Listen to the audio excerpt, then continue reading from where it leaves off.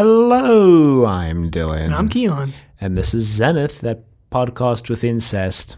Because this week we watched Hostage. Written by Allan Prior. Directed by Veer Lorimer. And aired on February 27th, 1979. Disclaimer, this podcast does not have incest. Yeah, speak for... hang on. Hang on a minute. So this episode starts with...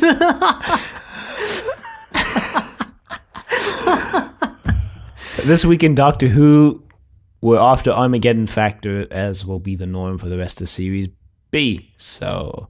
Yeah, thanks for remembering to say that every single week, because I forget that we even do that. And I was actually wrong. Armageddon Factor didn't finish till the 24th, which actually means that last week's episode Killer actually aired during the airing of Armageddon Factor. I said last week that it aired afterwards, and I was mistaken. Yeah, and the disappointing ending to The Key to Time. Yeah, well, at least you could, after you get disappointed with The Key to Time, Mark, swap over to Blake 7 and see Blake... You know what? Let's not spoil it yet. We'll get there. So this story begins with... It begins with some shots of the Liberator in space, and these actually looked way better than most shots of the Liberator in space. I don't know what it was about them, but they just looked better. Yeah. And the Blake 7 wiki lists Allan Prior as... I mean, I know he's not the director or whatever, but they list him as one of the most prolific writers. I wonder if he had something to do with how the Liberator was framed here. I wonder if that was in his script at all or anything. I mean, maybe. Some writers will write in like stage directions or directing cues into their scripts because they envision a certain scene being shot a certain way. But in general, I feel like it's left up to the discretion of the director. Although, in TV work, we've talked about this on Trust Your Doctor before, how in TV work, the writer is more important to how a story comes out than a director, and whereas in like a movie, the director is much more important to how the final product looks than the writer. Yeah, we have talked about that before. Mostly because, well, we had not on Zenith, but like we've said before, it mostly comes down to the fact that on a TV show, you're trying to get some sort of homogenized feel between the episodes, at least on most serialized television shows. On something like Black Mirror or, an ensemble anthology series, you can get away with having a completely different style for every episode because there's a different cast, there's a different story. Black Mirror has a completely different cast, completely different story every single episode, and you can almost like miniature movies, so you can get away with having a completely different visual style episode to episode. Something like Blake 7, you're trying to at least maintain some visual continuity from episode to episode, so you're not going to have someone doing high extreme vertical angles on people because that's going to look really weird and out of context in the Blake 7 universe. Sure. Anyway, there's also the fact that you're pumping out these things weekly. Yeah, that's also true. You're pumping this thing out on like a 2-week schedule. You're like, you got 2 weeks to film this Veer, and you're like, oh damn. Yeah, I was really hoping for 3 weeks this time. Anyway, some ships show up, and they waste like 7 minutes with that. This is a very intense space battle. I really liked this episode, and this episode kind of reminded me of Duel in that, like, for what it was pretty great. When you're finished with the episode and you actually look back on the events of the episode, you're like, wow, they actually made that really interesting, despite the fact that it was just, like, nothing. Well, so we meet the new Space Commander, who immediately gets replaced. His name's Space Commander. His name is just literally Space Commander, because we never hear his name, and I'm pretty sure he never comes back again, because Travis is back in action at the end of this story. This poor Space Commander, who basically actually gets closer to killing Blake than Travis ever did. Yeah, I mean, the only one who even gets even remotely as close as this guy is Tarvin. Yeah, basically he's got like, I think 12 pursuit ships. He's got a bunch of pursuit ships. Yeah, the Liberator doesn't pick up these ships at all. It's just a bunch of pursuit ships from every angle. They like try to evade the ships, but there's more coming from where they try to evade to. Yeah, they have Ensor designed lasers, and they're firing them. What are we at on the Ensor beam count that you said you were going to keep I mean, I a month ago? just haven't kept track of it. I think this is like the fourth time we've seen the beams. I haven't kept track of who had them. Well, so the first note I made in this story was right now when I said, I guess Avon's gadget that was supposed to protect them from Federation sensors just completely failed before the start of the story. Yeah. And they bring it up in, Villa like, brings one this line. up. He's like, when are you going to fix that gadget, Avon? And he's like, when I find the parts to... Avon acting all high and mighty in this story when it was his own fault. I mean, not really. the but- events of this entire story are basically his fault. Kind of. Most of the events of the story. Not all of the events of the story, but most. I mean, them getting saved is also somewhat. He's responsible for that, at least in part. Only Kind because he of. realized that them getting trapped was his fault too. But anyway, in this sort of chase scene, we see the glowing, or we see the orb on the Liberator glowing. And I was wondering, have we seen it glow before? I don't think we have. No, I don't think we have, because I noticed that as well, actually. So, Interesting touch there. this is also, I think, the first time we see consoles on the Liberator console room, like, actually just explode when they get hit by things. Like, also the outside of the Liberator just completely explodes at times in this, when they get hit with plasma bolts. I think they say they get hit with 12 plasma bolts. Yeah, I mean, they take some damage in the interior. Also, the Space Commander talks with his mutoids, and he's like, yo, how much damage do we do? And we're not sure, the computer can't read it. Right, this is sort of a new mutoid design. They don't Yeah. look as green as they once did. They look more human. Yeah. I didn't I even mean, know. I I didn't- didn't yeah, even I know didn't- there were mutoids till Serverland called them mutoids later. And I was Yeah, like, wait, exactly. those are mutoids? Yeah, and what's weird is they have the old mutoid design in this story as well. So, I mean, I guess there are multiple types of Maybe these are mutoids. premium mutoids. I mean, maybe. they like cost more. I mean, there's obviously multiple types of them, but it was just sort of strange decision. Kind of, but not surprising, I think. Yeah, when the Space Commander first showed up anyway, I was like, oh, is this going to be the new wannabe Travis? And then you like came really close to killing Blake and everyone else was like, oh, guess he's Guess he's more successful, Travis. Yeah. Which doesn't save him from Serverland. It clearly shows that Serverland has like a weird fetish for keeping Travis around, because she basically tells the Space Commander to place himself under arrest or else, and he's like, I protest, and then she just commands the mutoids to arrest him. So that kind of sucks for him. Yeah, maybe she just has a weird eye patch fetish. Oh, boy. Wouldn't be the only weird fetish in this story. Boy. I mean, I said it right before recording. They just couldn't include romance in Blake 7 without it being totally messed up, could they? Without it being completely f***ed up. I'm going to beep that out in post. But there's no other way to say it. There's no other way to say it. There's... I mean, when you think about it, it's actually the perfect way to include romance in Blake 7 because of how, just f***ed up it is. Okay, let's get there first. I mean, it's pretty much right here because they arrive at the planet pretty much right now. Well, we haven't explained why they go to the planet Yeah, yet. they explain what's going on because they receive this message from So Travis. Villa falls asleep at the console. Villa Villa falls asleep a lot in this story. Villa really disappointed me in this story. So Blake like wakes Villa up. He's like, "Yo, did you get that message, Villa?" And Villa's like, "What message?" And Blake's like, "The one that just came through." And Villa's like, "I don't know of any message. Ask man. Aurak." And Blake's like, "Yeah, I guess I'll ask Aurak about this message that you were supposed to be listening for, Villa." Help Villa. This reminded me of a fanfic I came across recently. What? It's written in the style of emails between the Liberator crew, and it's really long, and the only part I read from it was Villa emailing Callie to ask her for some Soma. She refuses.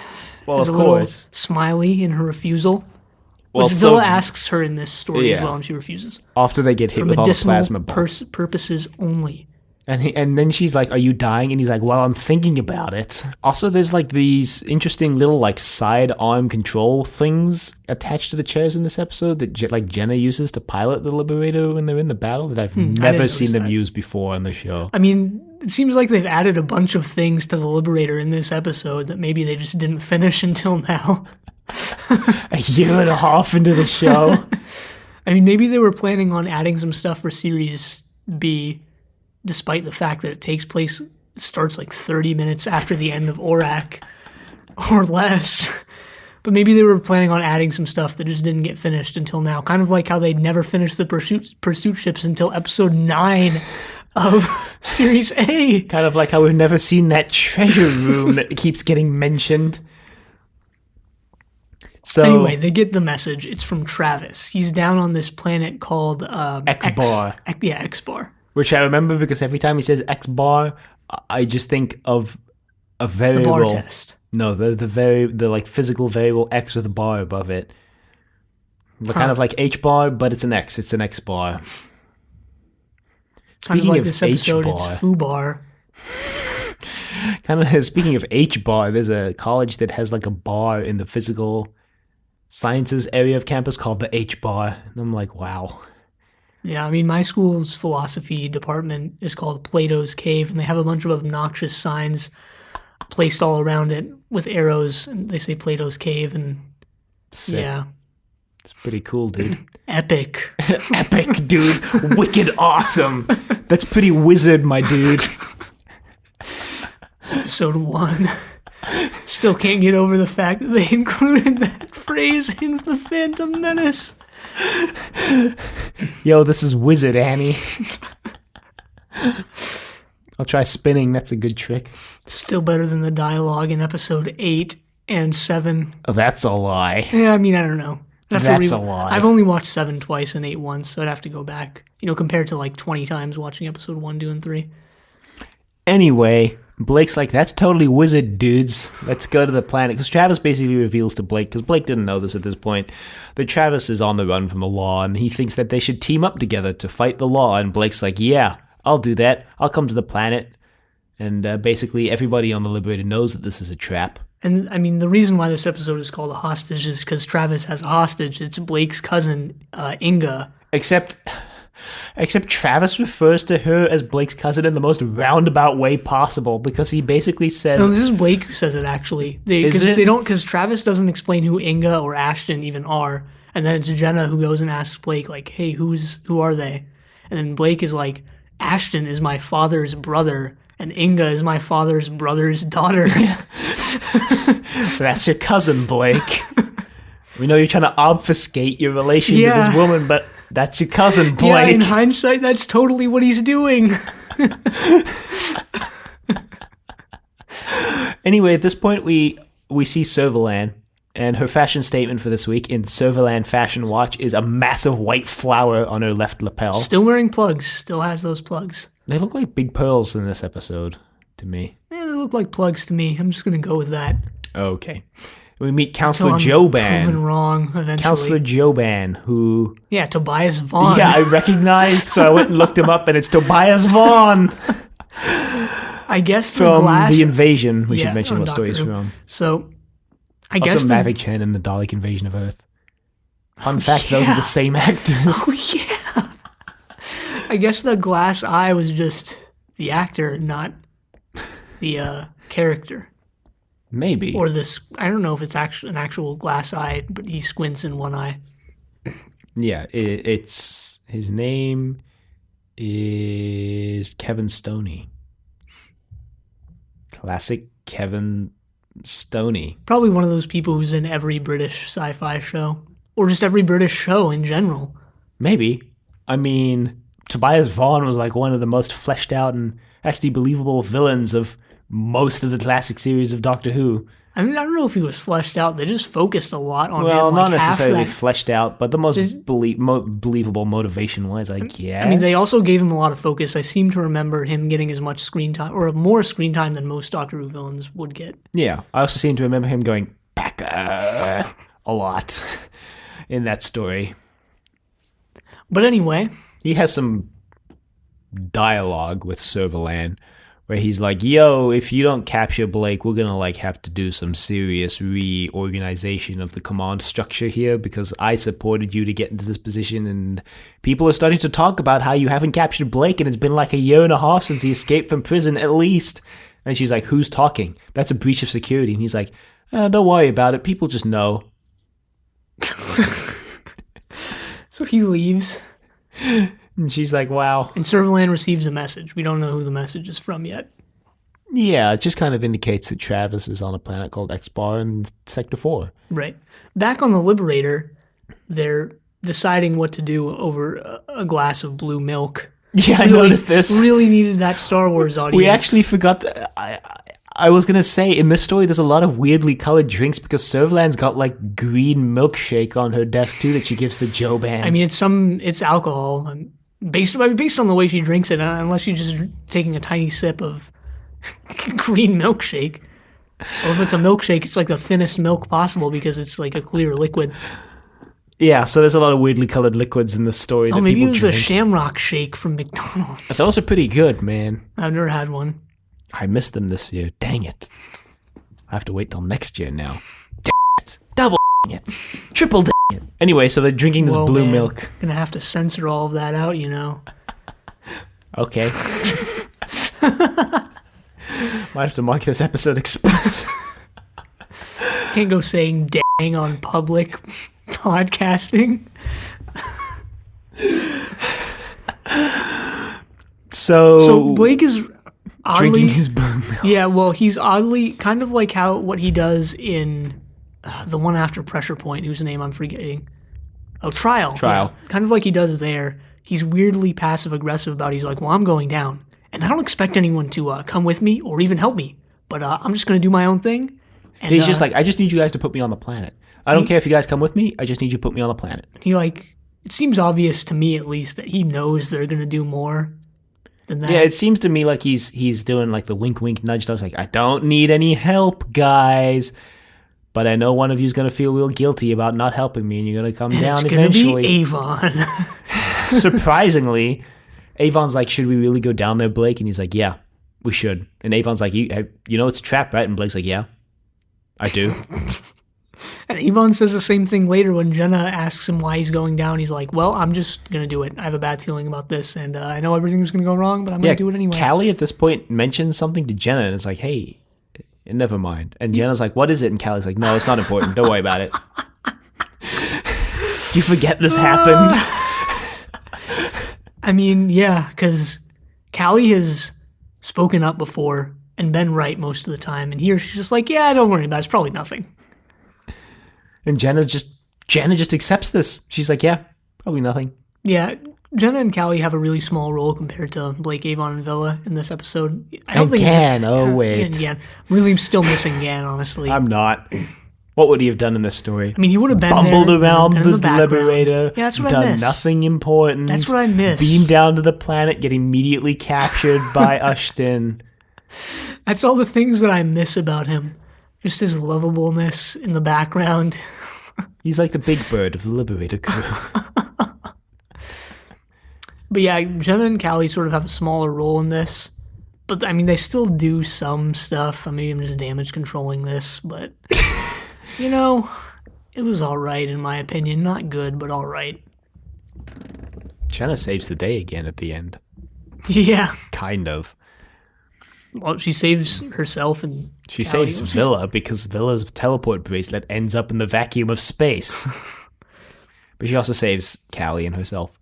Anyway, Blake gets down to the planet, and we didn't explain that X-Bar is like, it's sort of similar to Cygnus Alpha, if I remember correctly, in that the Federation has dumped people there in the past. Yeah. Just given up on them. Yeah. And Blake's Except, uncle... unlike Cygnus Alpha, you walk up a hill and then you can't breathe anymore because apparently the oxygen is so, like, light density on that planet that you walk up a 20-foot hill and you're already, like, impossible to breathe. Right. They don't really... They introduce this, but they don't really do much with it. No. They do stuff with the fact that it's really cold on X-Bar. Though it doesn't look like it's cold. It looks like it's a straight-up desert, but anyway. And weirdly, they do stuff with people running out of oxygen, but it's not related to the atmosphere of the planet. No. It's just Travis siphoning oxygen out of the room. So, anyway, Blake meets up with Ashton, or Ushton, or whatever his name was. It's spelled with a U in the credits, so. He pulls a knife on Blake at first, but then he's like, hey, it's me, Raj! And he's like, oh yeah, your first name is Raj! That's what I said. Kind of like how Avon's first name is Kerr. Or like how Gan's first name was Olag. What's Villa's first name? Is it Villa? It's Villa. It's Villa Restall. All right. And Jenna... God, what's Jenna's last name? I forgot. I can't believe I forgot. It's gonna be Stannis. Oh, Stannis. Stannis. Let's say like Romanov, something Russian. What? She's a Black Widow. And Callie is Callie Does she have a Orion? last name? It's I don't think it was ever mentioned, but officially it's like Orion or something. Or on. Orin, Callie, something. Wow, the wiki page. No, Oron is the planet she was sent from. I've seen people referring to her as Callie Oron. That's weird, because Oron is the planet she's from. Yeah, that is. I mean, but maybe a lot of last names are derived from places, so. A lot of last names are derived from professions, too. Yeah. Like Baker, as in Tom Baker. Tom Baker had an ancestor somewhere who was a baker. I think black comes from blacksmith. I'm not sure on that one. Yeah, I don't know. I mean, Blake means black, right? So, I mean, the name Raj Blake really is just like red black, right? I mean, etymologically, that's what it is, right? Maybe that's what he is. Red black. Yeah. I don't know what that means. Maybe it's because his jumpsuit is red. All the jumpsuits are white in this story. Yeah, because they're using thermal suits in this one. I was going to say they like completely threw away those color-coded thermal suits they introduced last season on that ice planet with Avalon in Project Avalon. Yeah. Because when Villa goes down, he's like, man, can't I get like thermal gloves or something? They're like, no. Anyway, Blake gets taken to Ashton's house, which is more like a hole in the side of the hill. I mean, that's what he calls it, but they get into it and looks pretty cozy, looks pretty comfortable for where it is and what it is. I mean, that doesn't mean it doesn't look like a dirt hole, because it does. They're also probably starving and scavenging for food, considering Ashton, well, I was going to say broke his leg, but I guess he was just faking that. Yeah, he said he broke it a year ago anyway. Yeah. Or last year, he says, so maybe it was just a couple days ago. There's a weird shot here that I'm going to call Veer Lorimer out on because, like I said, it's weird. But when they... What, just the shot of the brambles? Well, that. But Blake mentions he's limping because he broke his leg, so it, like, shows his leg and that he's limping. I'm like, okay, cool. But then it just, like, stays on their legs for the next 2 minutes. They, like, walk over to the fire pit, and then Blake picks up the firewood, and then it pans up back to Blake's head. We like just see them walk for like a minute just on their lower body. I'm like, what is this shot? I really don't remember that. Yeah, I just thought it was weird. I was like, this is kind of out of place almost. I like the directorial decision where they panned down to the Liberator bracelet, teleport bracelet box, and panned back up. But that's a lot later because Ashton sort of explains what's going on, that Travis and his men arrived a couple days ago and took Inga hostage. Mm-hmm. And Travis has employed some... Cremos. Yeah, Cremos. It's criminals, a portmanteau for criminal psychopath. Criminal psychopath. That's what they say, but I guess it's criminal psycho. Cremos. Cremos remind me of kids dressed up when they're playing, like, I don't know, cops and robbers or something. I don't know why that was the first thing I thought of when I saw the Cremos, but it is. They reminded me of something, honestly, but I couldn't place what. Tron, maybe. Probably not. Maybe. They're wearing, like, bright stripes on their black uniforms for some reason. Anyway, they've taken up refuge, Travis and the Cremos, that is, in a building that nobody on the planet was ever able to get into. Right. It's a Federation building. And it's up on a hill. So Blake decides he needs to go up there. At this point, Avon has beamed down from the Liberator, and Callie and Jen are like, why are you going down? And he's like, don't worry about it. Blake will need help. He says he has a bad feeling. And then Callie is like, he feels responsible for something. Or she doesn't say that. She says he feels guilty, I think, or he's worried. And Jenna's like, well, why would he be worried? And Callie's like, well, there's only one reason why. Not that I knew what that one reason was. I mean, when she said that, my first thought was, oh, he set this whole thing up somehow with Travis. Turns out that's not the case, but... He set something up. Yeah, you find out later he was the one who sent the message to Silverland that we talked about earlier. Anyway, he sort of spies on Blake as he leaves Ashton's... Or Ushton. I felt like they called him Ashton, but it's spelled Ushton. I'm just going to call him Ashton. He leaves Ashton's place to run up the hill. That's literally what he does. What they told him not to do. Yeah. And then Avon's like, I'm going to need help. Send Villa down. So Villa comes down, and Avon's like, all right, you're going to stay here. And watch that house. And I'm going to go help Blake. But then Villa proceeds to immediately fall asleep on the side of the hill. Yeah, Villa was just the wrench being thrown in all of their plans in this. Yeah, should have sent like Jenna or Callie down instead of Villa. Yeah, they really should have, especially since Jenna, I mentioned this on Twitter, and I actually hadn't noticed this, but Jenna really hasn't done much of anything since Bounty. I mean, she's done a couple things. She had Servalan at gunpoint in Pressure Point, and, you know, she's had a minor role in a couple other episodes, right? She went to destroy the moon disk farms or whatever, but really, like, Bounty was her last big thing that she really did. And I read an interview with Sally Novette recently, actually, where she was basically expressing the same thing. You know, she was like, well, they were sort of reducing my role. I wasn't really doing anything.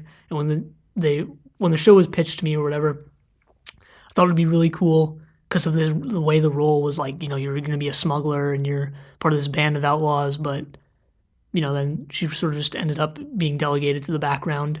Right. Well, which is kind of disappointing. In this story, she does more than she's been doing, I think. I was okay with this story, even though Callie and Jenna were definitely sidelined at least a little bit. I think Callie's the one who gets sidelined the most in this story, in my opinion. She does the least in this story. Yeah, that's true, I guess.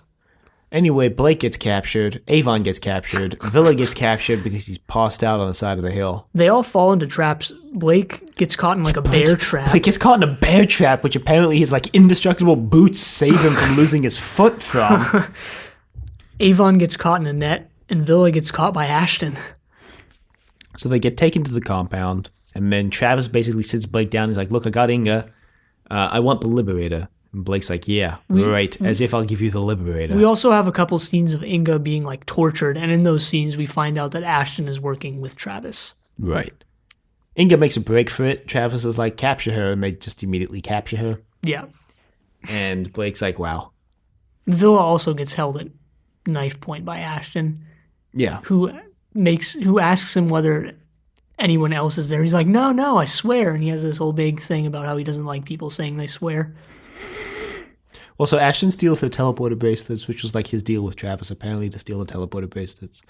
Because he gives them to Travis when he shows up with Avon. Yeah. So and Travis reveals, of course, that he was never planning on working with Blake and that he just wanted the Liberator.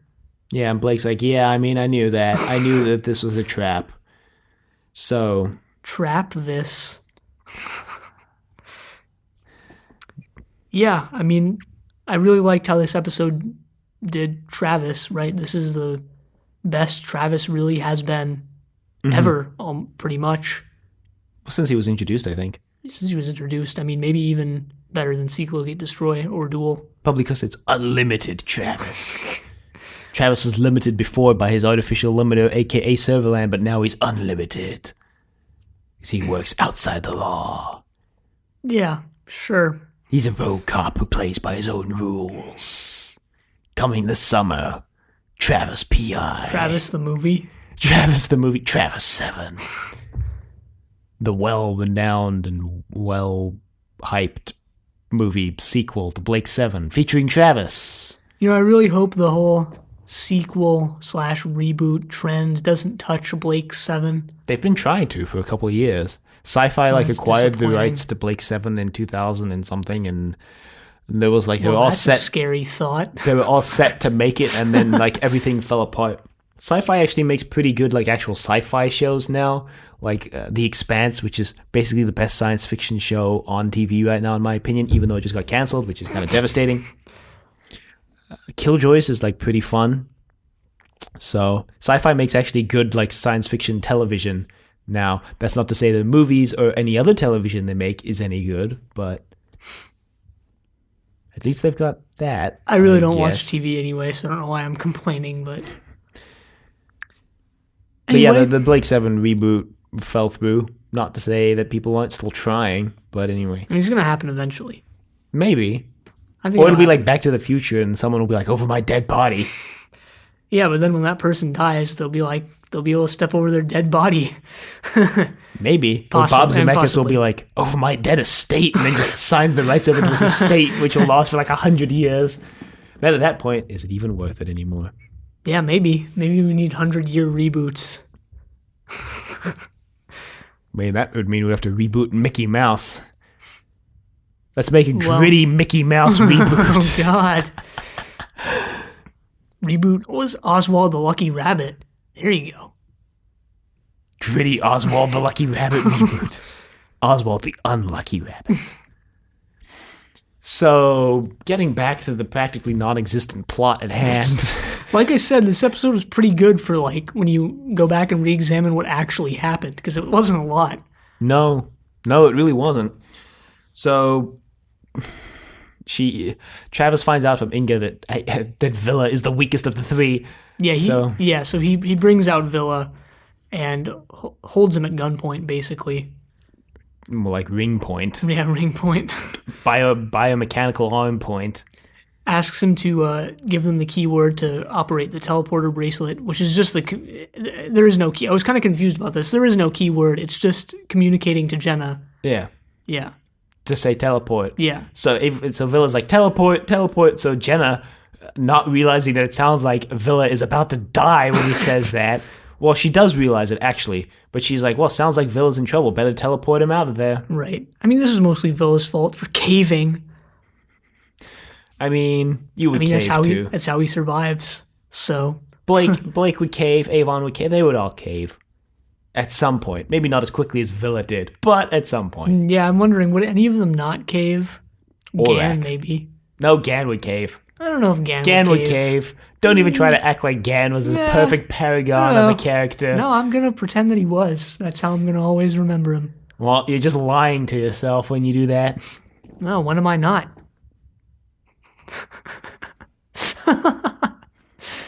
Anyway, what's his face gets teleported up? Just some Cremo. No, he's named. This is Travis's right hand. The Cremo. named Cremo. It's Mokal or something like that. Mo. Moloch. Yeah, Moloch. He gets teleported up and Jenna's pulls a gun on Jenna. Shoot. She's like, oh shoot. Callie walks into the room and she's like, oh shoot. So he tells them that they're going to teach him how to pilot the Liberator. And they're like... no. And they're like, no, you can't shoot us. You can't do anything because if we're dead, you're not going to be able to figure out how to pilot it. And he's like, I'll take that chance. I'm like, shoot. Well, so then he makes his questionable decision to take Callie down to the planet with him. Because I don't really remember why. I remember I don't exactly remember what happens to this guy. I remember they leave the teleporter room at some point. Yeah, and then they come back because he wants to take Callie down to the planet for some reason. Yeah, I don't remember why, but in the process of doing that, Callie is able to catch him off guard, basically, and Jenna teleports him into space. Kind of like what they did to Brian Blessed. I mean, you mean exactly like they did to Brian Blessed. Yeah, he blows up in space. Yeah, he actually blows up, which is interesting. As Brian Blessed did, and as Raker did, I think. If I remember correctly, Raker also blew up. So, yeah, Callie's like, where'd you beam him? And she's like, space. She looks like she really enjoyed it, too. She's, like, smiling and having a good time. She's doing the GAN thing. Yeah, you gotta wonder, like, if in the process of smuggling, how many people has Jenna killed, right? And does she miss doing that? Miss smuggling or killing people? Either.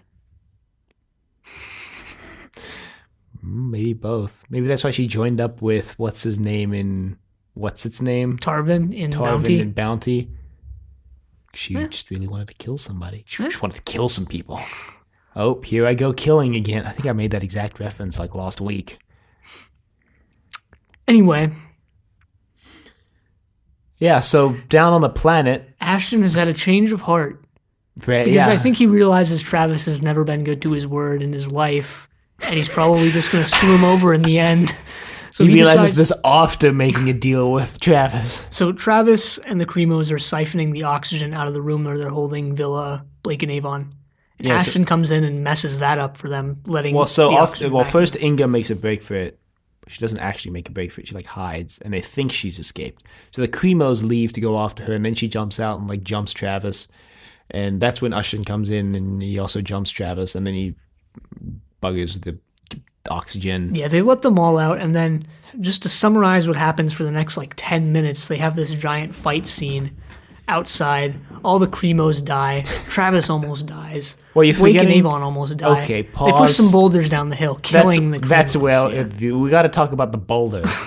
You mean the styrofoam? That's what I say. These are the most obviously styrofoam boulders on any television show I've ever seen. I mean, I know we've made a lot of references on Trust Your Doctor and on Zenith to the boulders looking like styrofoam, but these just straight up, these are straight up styrofoam because they roll them down the hill and they like practically fly away in the wind. It's kind of hilarious. It's still not as bad as that styrofoam pulley that was supposed to weigh like 2,000 pounds in Frontios, and it's obviously only like half a pound.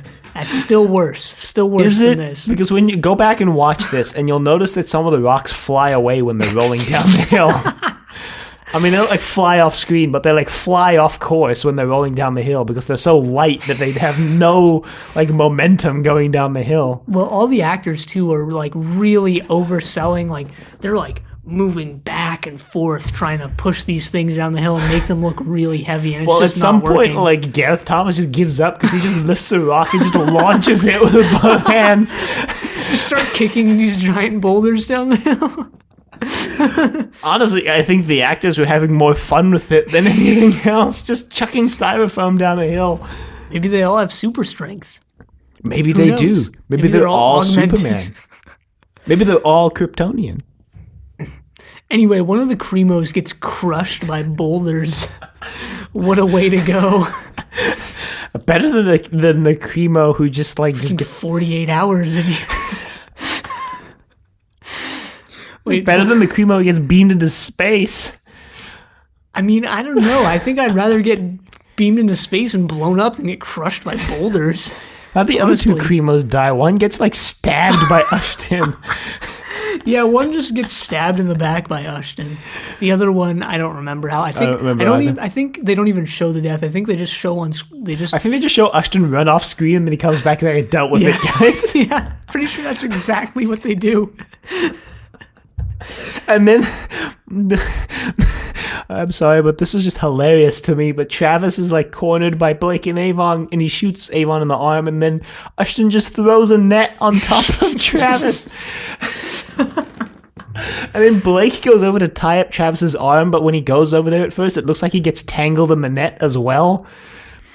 I don't remember that. And I'm like, what the hell is going on here? And then he just like ties Travis's hands really poorly, by the way.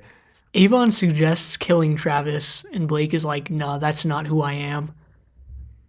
Something like that. There was another scene where Blake denies the similarity between himself and Travis, and that was earlier on. At this point, Avon's also mentioned he sent a message to Silverland, and Blake's like, why would you do that? And he's like, I was hoping she would get your first deal with Travis, and then we wouldn't have to deal with any of this nonsense. Yeah. So Blake decides to leave Travis again. Right. They go back to the base, and Blake, here we go. I think Blake offers for Inga and Ashton to come with him, and they both refuse. Ashton tries to get Inga to go with Blake. There's nothing for her here. Yeah, right. But they both ultimately decide to stay because now that they have access to this base, they have rations that could feed everyone on the planet. Apparently, they have contact with other people on this planet, which I didn't get at all from their interactions or this story until now. But, whatever. But they're going to stay and, help the other people there. So, that's all right. Yeah, and then Blake offers to come back for Inga at a later date. And she's like, yeah, I'd like that. And then Jenna beams in. Jenna beams in right at the most inopportune moment to beam in, basically. She's bringing a teleporter basically for Villa because Villa's was on Moloch when he got beamed into space. Right. And Blake just leans in, and we get a nice real close-up, by the way, from Via Lorimer here. A nice close-up. This is a full lip-on-lip kiss here. Incestuous kissing. Now, if there wasn't... Okay, in isolation, I could have just brushed this aside as like, oh, they're just close family members, like it's not that weird. So in some places in the world, they kiss on the lips to greet each other or say goodbye. It's not that weird. But there's a lot of like at the beginning of the story, there's a lot of like Blake seems when like Blake says she used to be very precious to me. Yeah, or something exactly. Like that. There's a lot of things that Blake says and does in the story that indicate to me that there is more going it's on definitely here. an incestuous relationship between him and Inga. There's Like, that's more- definitely what it is. Like, there's really no way you can say that it's not. No. And then what's also weird is I'm just saying in isolation, this kiss I could have brushed aside if there wasn't all the other things Blake says and does in this story about this relationship. But what's also weird here is, I mean, I know you've said that you felt that it was hinted that there was a romance between Blake and Jenna. And I didn't really agree with that, but they sort of really play it up here with Jenna, like, looking disgustedly at this. I mean, you can write it off as just her looking disgustedly at incest. That's what I thought. That's actually what I thought it was. But then Blake's like, what? Blake, like, legit goes, what? It's fine. Or something like that.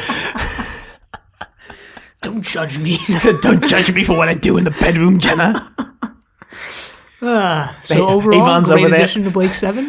Wouldn't want to have Blake 7 without incest. The two just go hand in hand. So Avon's over there in his leather outfit, like, yeah, don't judge him, Jenna. Yeah, I don't really want to dwell on this too much because it's just weird and like. And I don't think they're going to even bring it based on the nature of this show. I don't think it's going to be important at all. Yeah. So I don't think Inga even ever probably doesn't gets come back. mentioned again. yeah, At the based on the way the show is. still kind of an odd thing to throw in, but Yeah, kind of makes you wonder what Allan Prior was on when he wrote this into the story. maybe he's just into stuff like that. Maybe he just wanted something shocking for the audience, which he definitely achieved.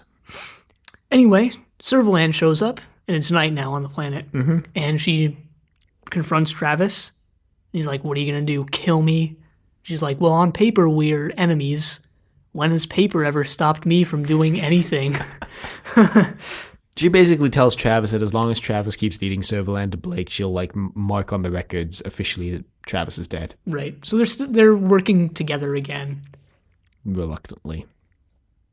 Maybe not even reluctantly. Kind of seems like Servalan's just given up on a new space commander, which once again just shows that Servalan has some sort of weird preference for Travis because this guy got closer than anybody else ever has except for Tarvin. Yeah. And then it ends with them setting the speed to standard by whatever it is. Yeah. I felt it could have just ended because there's and I'm forgetting exactly what the line Could have was. just ended with Blake going, what? There's nothing wrong. What? Dun, dun, dun, dun, da, da. No, I mean, okay, so Servalan has this line, and it's kind of, I'm forgetting exactly what it is, but it's sort of a cool line to end it on, like, yeah, you and me are working together again, Travis. But it's something Back more in than action. that. It's something Travis more and than that. Servalan, And I'm back in butchering action. it, but yeah, something like that. We could have just ended there, but then it cuts to the Liberator like, all right, set our next destination, and then off they go. So didn't need that there, as they usually don't need. Probably just to fill the time slot once again. By the 3 seconds that it took Yes. up? Sure. You never know.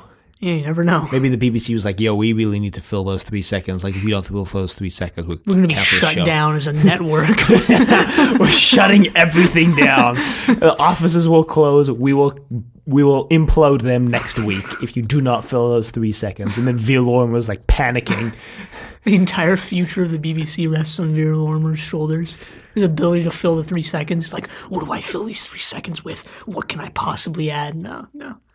Yeah. Anyway, as I've mentioned like twice already, I really liked this episode for what it was, right? Just looking back on it, I was like, wow, they really made this sort of bare bones episode pretty interesting. Yeah. Before we go into rankings, I just want to mention that I found out that apparently Ashton was played by someone completely different originally. His name, Duncan Lamont. But apparently after they finished all the location filming, he passed away. So they had to reshoot all of Ashton's parts with a new actor. Wow, that's something. Speaking... Because he didn't finish all the filming, just all the location work. So Yeah. none of the interior stuff in the base. Yeah. I was going to say, speaking of... And then I didn't know what I was going to say because this is actually not related, but it's related to something we brought up like a couple weeks ago where we're like, what kind of last name is an Yvette? And that's not Sally Nivette's real last name is James, I read, but she just took the name Nivette because it was like her grandfather or great grandfather's last name. She's like, yeah, I don't know where it's from, but that's where I got it from. Just sounded cool. Interesting. I don't know if that's. I mean, they didn't. The interview looked kind of sketchy, and it looked like it was from a site that was made in like 1996, but they didn't Nothing source wrong anything. with websites made in 1996. No. I mean, they just, if for some reason, hold less credibility based on. I mean, I don't know why. It's just they just to me at least. I mean, there's no like real reason why a site that's designed like it was made in 96 holds less credibility than like an updated site, right? Like, I mean, visual appearance plays a lot into like how credible you think someone is. If someone shows up at your doorstep wearing torn clothing and with a raggedy beard that hasn't been brushed in 7 days and long hair that looks like it hasn't been washed in 3 years, you don't know, it's going to be less likely you're going to believe them when they say that they say that they're like a wealthy businessman who wants to lend you $1 million than if someone showed up in an immaculate suit, well trimmed, right? I mean, sure. I mean, I get what you're saying, but like, if someone showed up at my doorstep offering me $1 million, I wouldn't believe it, no matter what they were wearing. But okay, I mean, I get what you're saying. Yeah. But like, at the same time, when you think about it, you can make something up in 1996 and put it on a website and have that website be designed in terms of, what design was like back then. Just as easily as you can do that now and make the site look like it was made in 2018. Just as easy as you could do that on a podcast. Release it. Right. Not that I'm making reference to anything in particular. Okay, I don't even know what you're getting at. I'm not referencing anything particular. I'm legitimately not referencing anything in particular. All right, but anyway, all I wanted to point out is that this interview I read claimed that Sally Nivette's last name was Sally James. Or just James. It wasn't Sally James. It was just Sally James as a full name. Oh, if she'd replied to our request to be on this podcast, we could have asked her, but... I found her Twitter, but I don't know if it's her real Twitter. And she hasn't been updated in like 9 months, so... I found Stephen Grief's Twitter, I think. I think it was Stephen Grief. Anyway, ratings for this episode. In a massive break from tradition, I think I'll go first this week. Yeah, why don't you do that? So, my rating for this episode, there's a shot of the pursuit ships where it looks really obvious, like they're just hanging from string. They're hanging from like fisher's wire, and they're moving really jankily because they're just hanging from fisher wire and being moved across the screen by some dude off camera. And that's what I'm rating this episode. It's models of pursuit ships hanging from fishing wire because it looks good. Right? And it serves its purpose. That's, I guess, my point in ranking it like this, is that it serves its purpose and it looks good from a distance. It was held together by like a thin thread. Yeah, when you look back on it, you're like, wow, that was actually kind of like not a lot happened and it was kind of like really close to just falling apart. But it serves its purpose. So that's my ranking. Well, I thought this episode really reinvigorated the scare factor of Travis and Servalan, so I rated it a raker shooting people every 30 seconds, because that would be a pretty scary situation to be in, right? You're in this room full of people, maniac That's shooting one person every 30 seconds. To the way back. Yeah. No, Spacefall. Oh, you're right, Spacefall, second episode. Yeah. So yeah, that's what I rated it there. Yeah, I guess that's a fair rating. Oh, I don't care whether it's fair or not. All right, so we got an email this week from regular correspondent and one-time guest host, Sergeant Drano himself, the man, the myth, the legend, Sergeant Drano. The subject line of the email, Blake7-Killer. What up, guys? With a question mark. No, you got to do it in Sergeant Drano's voice now that we know what he sounds like. That's not happening. That's not happening. So, Killer. Avon's got that outfit on that you like so much. Yeah, the black leather one. Hooray! And Blake's got those giant sleeves that I like so much. Huzzah! Avon breaks into Cubase with a handy space Dremel. A lot of exclamation points in this email, I just realized. Wow, get a load of those cockroach uniforms. This episode had a pretty good plot, I thought, but it does take a while to get past those cockroach outfits. Yeah, Did you guys recognize Tynus? You might know him better as Gestapo. Gestapo? Yeah, That's how you say Gestapo. that, right? Gestapo agent. Gestapo. Gestapo. Pretty sure that's how it's actually pronounced, but Agent Tot from Raiders of the Lost Ark. Did not recognize him no, not at all. Although I somehow recognized Raker as that one guy from Kind of from like that how you one recognized... scene. And that was actually a deleted scene. Kind That of was like- put into the holiday special. Kind of like how you recognized... what's his name? Who plays that background android in Empire Strikes Back? What? The bald dude in Doctor Who? What's his name? I don't even remember that. He plays... What story was he in? I don't remember. Oh, okay. And his name began with an S, Nah, I don't I remember. think. It's the android with like a metal bar, horizontal bar. Oh, that, like, yeah, that was, what's his face from the Mutants? Yeah. It was, yeah. Sontag or whatever. Yeah, something with an S. Yeah. Anyway, love Blake blundering around on the old ship with no protective gear. Who was that fool in the evacuation tunnel? Get out of there, you idiot. And apparently in the future, Native Americans are known as Redskins. In the shot of the Liberator leaving at the end of the episode, is that the London I see alongside it from Spacefall? Still, all in all, another great episode. 7 out of 7. Sergeant Drano, Station 7, the door. I agree. Really liked Killer. Yeah, Killer Glad was to a good see episode. Other people like it as well. Glad to see other people have the same opinion as me. Yeah. So this email should have made it into last week's episode, except we didn't record till after last week's episode went out this week. So Right. unfortunately, it only made it into this week's episode, but it did make it into the episode. And I agree with your points. Thanks again. Thank you again for emailing us. And if you, the listener, would like to also email us, you can do so at thedoctor@decorativevegetable.com. Questions, comments, concerns, angry rants, love letters, your thoughts on... I was about to say incest. I guess that's what we're going with. You can find us on YouTube at decorativevegetable.com. And you can find us on Apple Podcasts and Google Play at Zenith a Blake 7 Podcast. Be sure to leave a rating if you like the show. Check us out on Facebook, Trust Your Doctor. Like us on Facebook. Also check us on Twitter at TYD Podcast and follow us on Twitter. And next time, we're watching Countdown. But until then, the end.